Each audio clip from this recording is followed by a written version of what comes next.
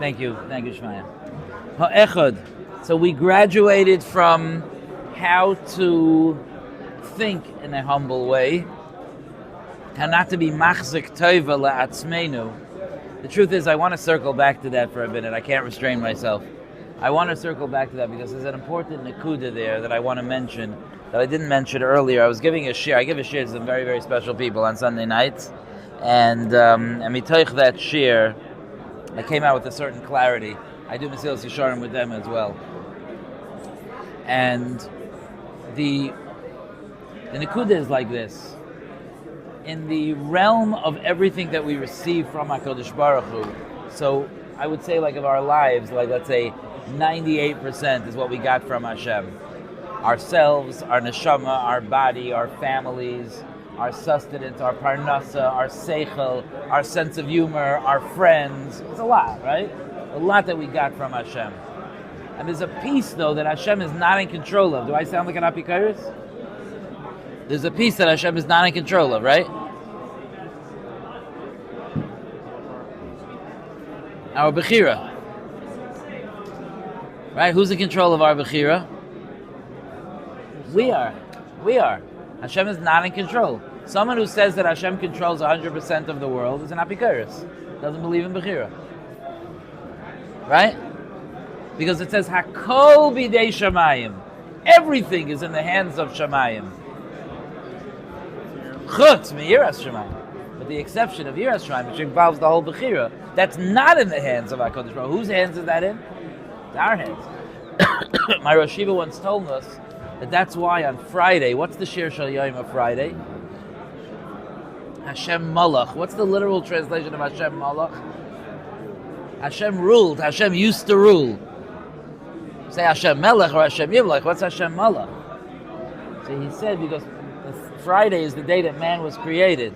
And before man was created, Hashem ruled 100% of the world. But once man was created, Hashem gave some of that malchus to man. And now we control some of the world. Which part of the world do you control? You control the bechira in your world. Wild, no? It's wild. In fact, I think it says in Sfarim that we give a tenth to HaKadosh Baruch Hu, right? We give a tenth to HaKadosh Baruch Hu. Hashem gives a tenth to us because Ba'asara Ma'amarais Nivra Olam, and one of them is the creation of man, and that's in our control. Okay, it's not exact, because even in man, 90% is in Hashem's control. But the point that I want to make is like this. If you, let's say you decided, Shmaya, you decided to show up to Musar. You had a choice, you know. You could have not made that choice. You decided to show up to Musar. Bechira, right? You had a choice. You made a choice. Good choice. Okay, now, should you be proud of yourself that you made that choice? So, I mean, I guess if we're at a point in our lives that we're beating ourselves up and down on ourselves and not appreciating who we are, then we should be proud of ourselves. But if a person's healthy, kaviyachal, if a person's healthy, okay, so should you be machzik taiva la'atzmecha that you made that choice? Actually, it says in the Mishnah, al tachzik taiva la'atzmecha, right? Don't pat yourself on the back. Don't do that. Okay? How do you feel about that? Why not? You go to the gym every day. That's good. Well? You go to the gym every day, you work hard. So you should be proud of yourself that you worked hard. Yeah. Maybe it's because HaKadosh Baruch Hu gave you that ability. Why is that not bechira? Well? Why is that not bechira? No, even if it's bechira, but so much of it came from Hashem, no? You wouldn't have the ability to do it. You would, okay, there's a small sliver of it that's you. But even on that sliver, it says, Al tachzik taiva la'atzmecha. I want to point out that there's a relationship.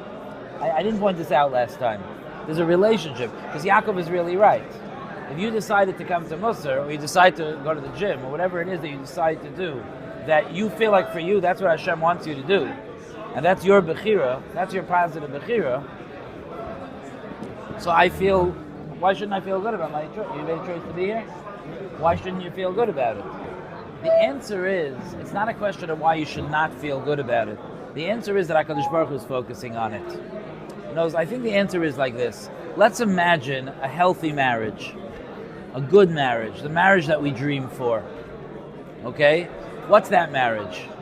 So imagine husband and wife sit down on a quiet Friday night, they start schmoozing about their life. And husband says, I'm really, really happy in this marriage because I do so much for you and I take care of you and I'm an amazing husband. And wife says, and I'm so happy in this marriage also because I'm such an amazing wife and I do so much for you. Is that best case scenario, that conversation? No. Best case scenario is that husband sits down Friday night and says, I'm so happy in this marriage because of how much I get from you. You take such good care of me. You love me so much. You're so good to me. And wife says to husband, and I'm so happy in this marriage because I feel so taken care of by you, and I feel protected by you, and I feel embraced by you, and so on. Right? That's the best case scenario. So in our relationship with Hashem, the goal is the same thing. You did something for Hashem. You're here. It's not your job to be focusing on that. Your job is to focus on HaKadosh Baruch Hu gave you the strength and the family and the health and the friends and the rabbeim and the background that you're so grateful for. That's what you focus on. But what do you think Hashem is focusing on? Hashem is focusing on Sruli's by Musar. So it's not when it says Al Tachzik Taiva, it's not that it's unimportant. When a husband sits down with the wife and he talks about how much the wife does for him, it's unimportant what he does for her? Of course it's important. But it's not the focus of his attention to inflate himself. The focus of his attention is the gratitude to the other one. So that's humility, is that I have this relationship with Hashem. I know I do good things, and Hashem is focusing on that, but I don't need to focus on that. I could focus on all the wonderful things Hashem does for me. I think that gives a little clarity to the sugya. No? Okay, ha'echad. So now we transition to actions of humility.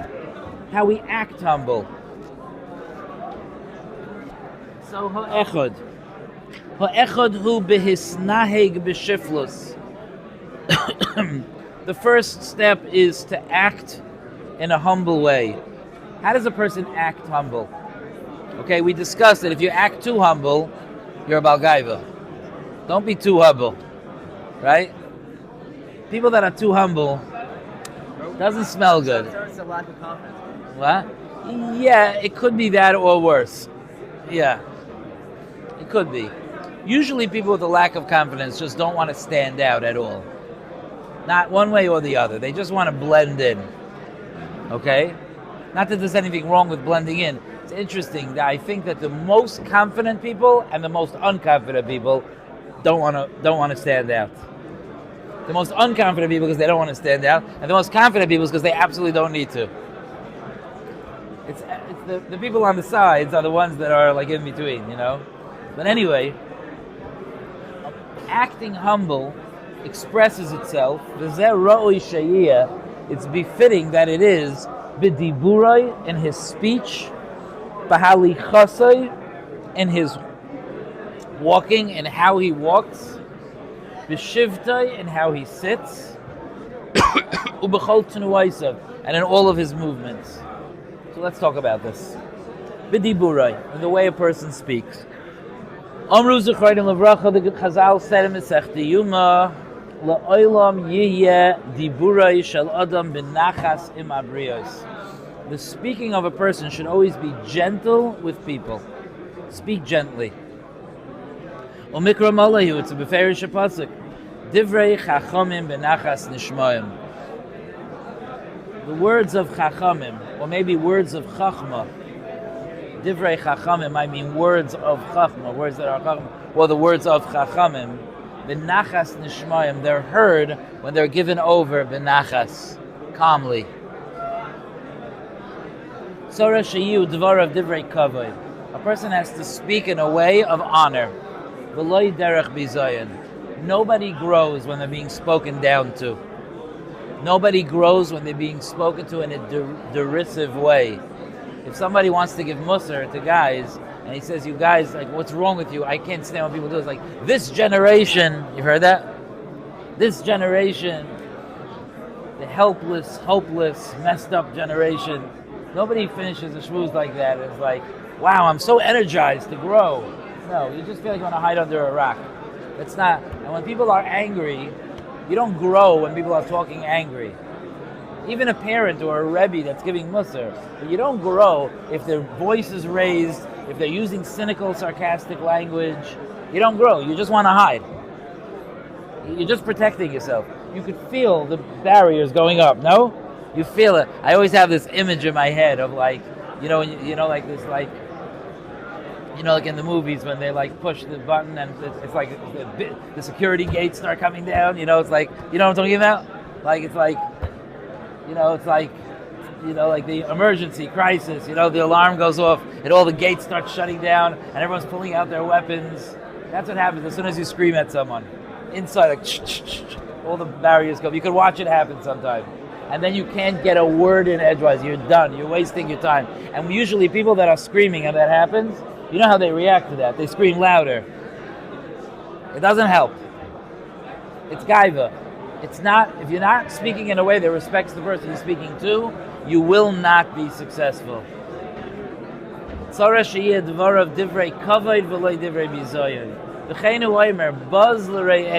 Someone who talks down to his friend, chasar leiv, he's missing heart. The oimer b'boy Russia, when a Russia comes, bo gam buz, that's when insults come as well. This is not just true with a rebbe or a parent. This is true with chaverim to each other. Sometimes guys have a manner of speaking to each other that's a little bit subtly a put down. You know the type? It's like very subtle. Sometimes there are people you'll notice over your life that you'll have people that after you spend a bunch of time with them, you're just feeling rotten. You just don't feel good. Sometimes it happens in families, like you spend time with that family member, and after a while you're just like, where's the nearest roof? I'm ready to jump off. Like, I'm done. There are people who have a way of talking that kind of like gently and subtly insinuate that they're better than you. You know what I mean? Like,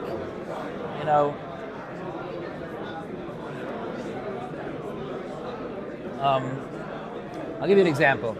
Let's say, I'll give little examples. They're very subtle. It's hard to give good examples because you have to know the nuance of each one.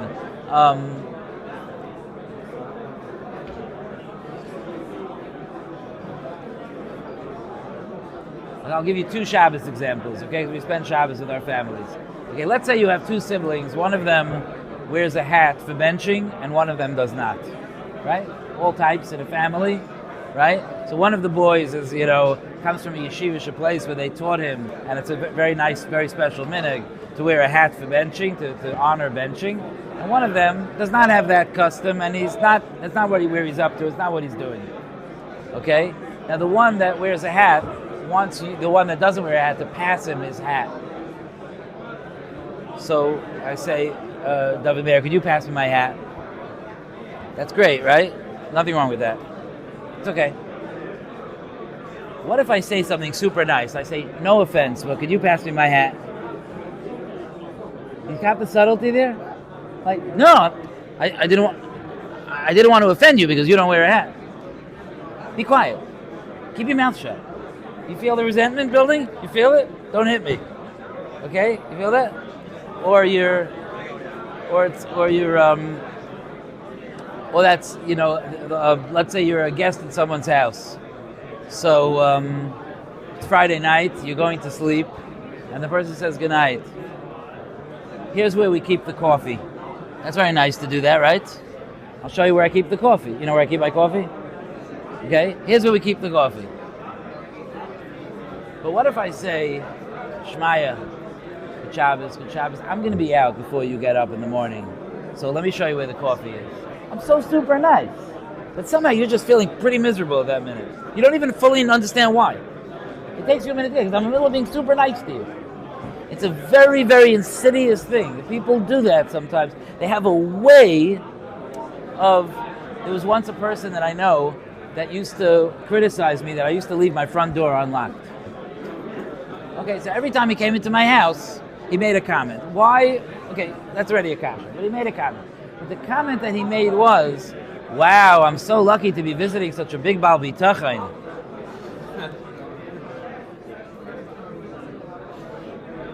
You do you see? You sense like a.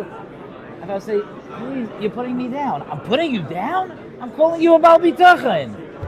No, you're insulting me, and you're not even giving me the ability to see it as an insult. That's even worse. That's a double insult.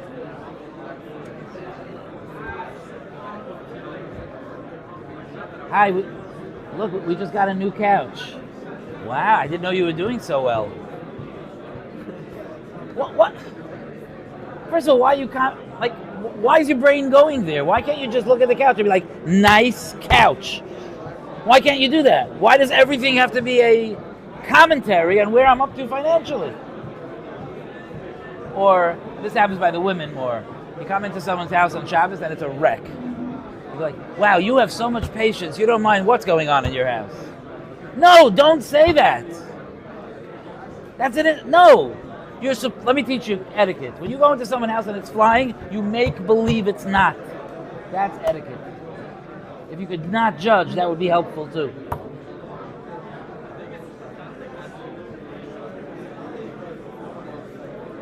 Your kid starts acting up.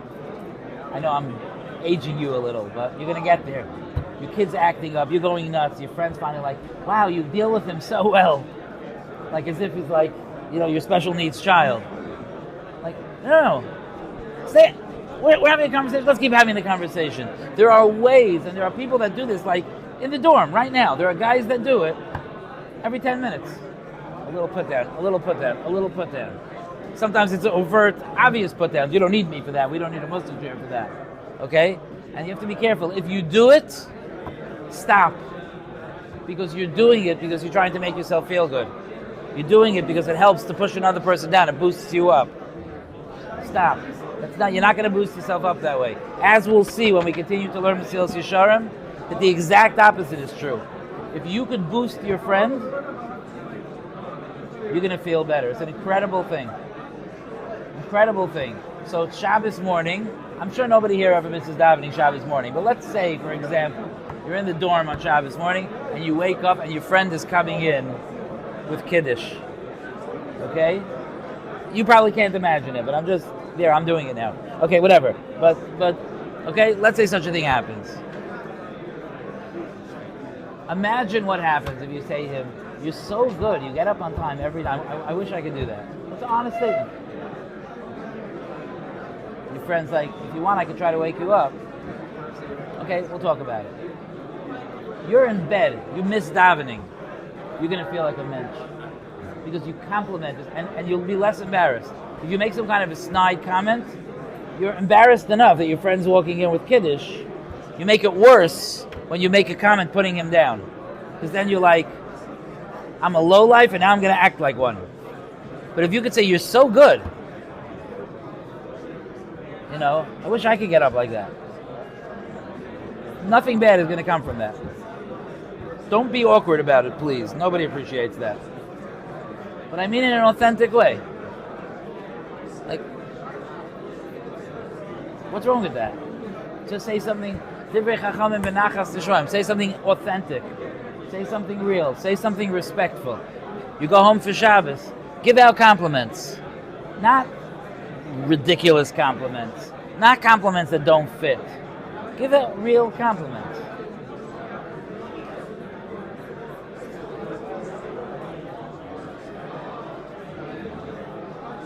I'm the type that I'll be like to my wife or my daughter, I'll be like, wow, are those shoes new? And they'll be like, whatever, I got them 2.5 years ago.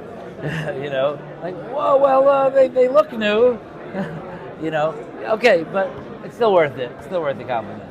It's worth giving a compliment. Give a compliment, notice things. B'diburai. Okay, let's stop here. We did B'diburai, let's be medaber some Yavamis now.